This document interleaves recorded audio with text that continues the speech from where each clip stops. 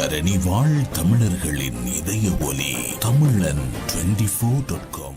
வழக்குகளை தாமதமின்றி தீர்க்கவே நீதியரசர்களின் ஓய்வு வயது அதிகரிப்பு. நலிந்த ஜாதிச விளக்கம்.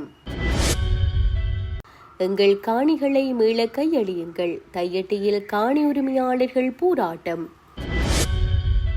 தமிழர் பகுதியில் நேர்ந்த சோகம். 5 மாத குழந்தைக்கு நேர்ந்த கதி. செம்மணி மனித புதுகுழி குற்றவாளிகளுக்கு தண்டனை உறுதி. நீதி அமைச்சர் தெரிவிப்பு. யாழ் மண்டதீவு மனித புதுகுழி வழக்கு நீதிமன்றத்தின் உத்தரவு. சில மாவட்டங்களில் அடிக்கடி மழை. வளிமண்டலவியல் திணைக்களம் முன்னெச்சரிக்கை. தமிழகத்தில் புதிய வகை கொரோனா வைரஸ் பரவல். கண்காணிப்பு தீவிரம்.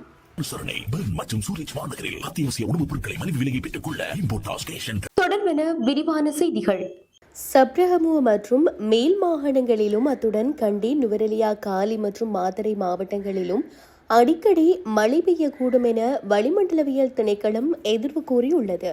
அத்தோடு வடமேல் மாகாணத்தில் இடைக்கிடையே மழை பெய்யக்கூடும் என தெரிவிக்கப்படுகிறது. இதேவேளை நாட்டின் ஏனைய பிராந்தியங்களில் வறட்சியான வானிலை நிலவக்கூடும் என்று திணைக்களம் தெரிவித்துள்ளது. மத்திய மலை பிராந்தியத்தின் மேற்கு சரிவுகளிலும் வடக்கு, வடமத்திய மற்றும் வடமேல் மாகாணங்களிலும் அத்துடன் ஹம்பாந்தோட்டை மற்றும் திருகோணமலை மாவட்டங்களிலும் மணித்தியாலத்திற்கு சுமார் 40 தொடக்கம் 50 கிலோமீட்டர் வேகத்தில் அடிக்கடி பலத்த காற்று வீசக்கூடும் என கூறப்பட்டுள்ளது. கிழக்கு மாகாணத்திலும் அத்துடன் கிளிநொச்சி, முல்லைத்தீவு, வவுனியா, பொலிநறுவை மற்றும் முனராகலை மாவட்டங்களிலும் இன்றும் பகல் வேளையில் அதிகரித்த வெப்பநிலையை மனித உடலினால் உணரக்கூடியதாக இருக்கும் என்றும் தெரிவிக்கப்பட்டுள்ளது. சிலாபம் தொடக்கம் கொழும்பு காலியூடாக மாத்தறை வரையான கடல் பிராந்தியங்களின் பல இடங்களில் மழை பெய்யக்கூடும். கடல் பிராந்தியங்களில் மணித்தியாலத்திற்கு 30 தொடக்கம் 40 கிலோமீட்டர் வேகத்தில் தென்மேற்கு திசையில் இருந்து காற்று வீசும் எனவும் தெரிவிக்கப்பட்டுள்ளது. தனிநபர் ஒருவரை மாத்திரம் அடிப்படையாக கொண்டு அரசமைப்பு மற்றும் நீதித்துறை அமைப்பு சட்டத்தில் திருத்தங்களை மேற்கொள்ள அரசாங்கம் தீர்மானிக்கவில்லை என்று அமைச்சரவை பேச்சாளர் அமைச்சர் நலிந்த ஜாதிச தெரிவித்தார். அரசாங்க தகவல் திணைக்களத்தில் நேற்று நடைபெற்ற அமைச்சரவை தீர்மானங்களை அறிவிக்கும் ஊடகவியலாளர் மாநாட்டிலேயே அமைச்சரவை பேச்சாளர் மேற்கண்டவாறு குறிப்பிட்டார். அவர் மேலும் தெரிவிக்கையில், மேன்முறையீட்டு நீதிமன்றத்தின் நீதித்துறை அதிகாரத்தை மாகாண மட்டத்தில் நடைமுறைப்படுத்துவதற்கு தேவையான மேன்முறையீட்டு நீதிமன்ற நீதியரசர்களின் எண்ணிக்கையை அதிகரிக்க வேண்டிய தேவை கண்டறியப்பட்டுள்ளது. குற்றவியல் தொடர்பில் முதல்நிலை நீதித்துறை அதிகாரம் கொண்ட மாகாண மேல் நீதிமன்றங்கள் மற்றும் சிவில் மேன்முறையீட்டு அதிகாரம் கொண்ட சிவில் மேன்முறையீட்டு மேல் நீதிமன்றங்களில் நிலுவையில் உள்ள அதிகளவிலான வழக்குகளை தாமதமின்றி தீர்ப்பதற்கு மேல் நீதிமன்ற நீதிபதிகளின் எண்ணிக்கையையும் அதிகரிக்க வேண்டியுள்ளது. நீதிமன்றங்களின் எண்ணிக்கையை அதிகரித்தல் மற்றும் மாகாண மட்டத்தில் மேன்முறையீட்டு நீதிமன்றங்களை நடைமுறைப்படுத்துதல் போன்ற காரணங்களால் அந்நீதிமன்றங்களுக்கு அனுபவமிக்க மற்றும் புலமை மிக்க நீதியரசர்களின் சேவையை பெற்றுக்கொள்ளும் நோக்கிலேயே நீதியரசர்களின் தற்போதைய சட்ட ரீதியான ஓய்வு பெறும் வயதை அதிகரிப்பதற்கான தேவை அடையாளம் காணப்பட்டுள்ளது. அதற்கமையவே இந்த தீர்மானம் எடுக்கப்பட்டுள்ளதென குறிப்பிட்டுள்ளார். தையிட்டி சட்டவிரோத விகாரை அமைந்துள்ள தமது காணிகளை மீள கையளிக்க கோரி காணி உரிமையாளர்கள் போராட்டத்தில் ஈடுபட்டுள்ளனர்.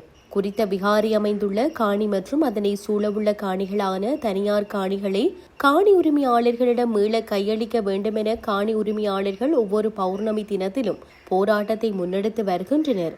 இந்நிலையில் நேற்றைய தினம் செவ்வாய்க்கிழமை ஆரம்பித்துள்ள போராட்டம் இன்றைய தினம் புதன்கிழமை மாலை வரையில் 2 நாட்களுக்கும் இடம்பெறும் என தெரிவிக்கப்பட்டுள்ளது. செம்மணி மனித புதுகுழி விவகாரத்தில் உண்மையான குற்றவாளிகள் சட்டத்தின் முன் நிறுத்தப்பட்டு உரிய தண்டனை வழங்கப்படும் என நீதி மற்றும் தேசிய ஒருமைப்பாட்டு அமைச்சர் ஹர்ஷன நாணேக்கார உறுதியளித்துள்ளார். நேற்று அரசாங்க தகவல் திணைக்களத்தில் இடம்பெற்ற அமைச்சரவை தீர்மானங்களை அறிவிக்கும் ஊடகவியலாளர் மாநாட்டில் கலந்து கொண்ட போதே அவர் இவ்வாறு கருத்து தெரிவித்தார். இந்த ஊடக சந்திப்பில் மேலும் அவர் தெரிவித்துள்ளதாவது, இந்த பேருவலத்திற்கு தமிழீழ விடுதலை புலிகளா, இந்திய அமைதிப்படையினரா அல்லது இலங்கை ஆயுதப்படைகளா காரணம் என்பது தற்போது முன்னெடுக்கப்பட்டு வரும் விசாரணைகளின் இறுதியிலேயே முழுமையாக தெரியவரும் என கூறியிருந்தார். வவுனியா கனகராயன்குளம் போலீஸ் பிரிவுக்குட்பட்ட நெடுங்கேணி குளவிசுட்டான் கிராமத்தில் ஊஞ்சல் தடி முறிந்து விழுந்ததில் 5 மாத குழந்தையொன்று சம்பவ இடத்திலேயே பரிதாபகரமாக உயிரிழந்துள்ளது. குழந்தை தனது தாயுடன் ஊஞ்சலில் அமர்ந்திருந்த போது எதிர்பாராத விதமாக ஊஞ்சல் தடி சரிந்து விழுந்துள்ளதில் இந்த விபத்து இடம்பெற்றுள்ளது.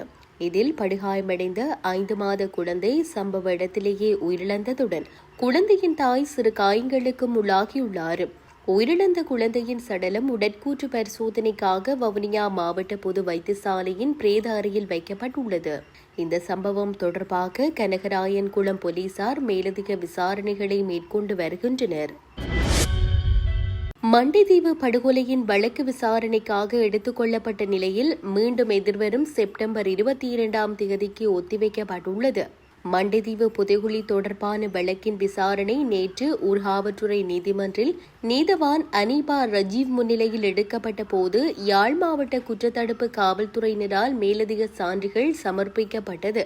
குறித்த வழக்கின் வழக்காளிகள் சார்பில் சட்டத்தரணி செபமாலை முத்து, கிறிஸ்டா பெலினாவுடன் காணாமல் போனோர் அலுவலகத்தின் சட்டத்தரணி பூர்ணி மரியநாயகம், அதன் பிராந்திய இணைப்பாளர் செல்வகுமார், வேலணை பிரதேச சபையின் உறுப்பினரும் தீவக முன்னேற்றக் கழகத்தின் தலைவருமான சுவாமிநாதன் பிரகலாதன் மற்றும் பிரதேச சபையின் உறுப்பினர் அனுசியா ஜெயகாந்த் ஆகியோர் இன்று குறித்த வழக்கு சார்பில் நீதிமன்றத்தில் முன்னிலையாகி இருந்தனர். முற்பகல் 10 மணிக்கு விசாரணைக்காக எடுத்துக் கொள்ளப்பட்ட குறித்த வழக்கு வாத பிரதிவாதங்களின் பின் பிற்பகல் 2:30 மணி வரை ஒத்திவைக்கப்பட்டது.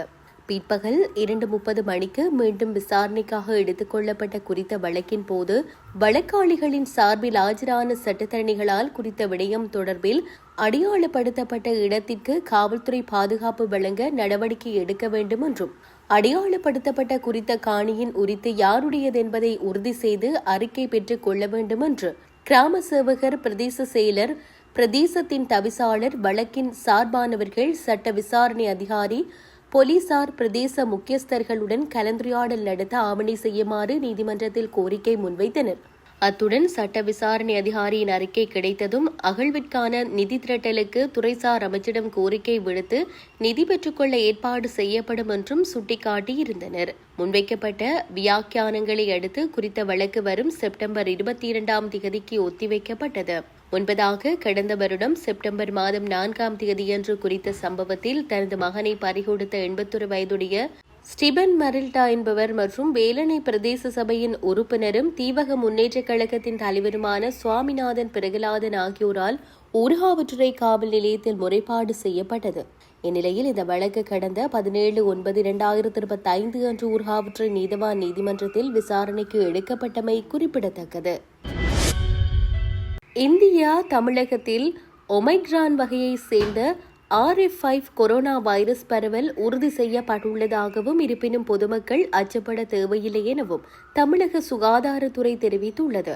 தமிழகத்தில் கொரோனா தொற்றால் பாதிக்கப்பட்ட 20 பேரின் மாதிரிகள் மரபணு ஆய்வுக்காக புனேவில் உள்ள தேசிய வைரலாஜி நிறுவனத்திற்கு அனுப்பி வைக்கப்பட்டிருந்தன. பரிசோதனை முடிவுகளில் அந்த 20 மாதிரிகளிலும் RF5 வகை வைரஸ் இருப்பது உறுதி செய்யப்பட்டுள்ளதாக தெரிவிக்கப்பட்டுள்ளது. இதுகுறித்து தமிழக பொது சுகாதாரத்துறை இயக்குநர் சோமசுந்தரம் தெரிவிக்கையில், தற்போது தமிழகத்தில் கொரோனா தொற்றுக்காக 15 பேர் மட்டுமே சிகிச்சை பெற்று வருவதாக குறிப்பிட்டுள்ளார்.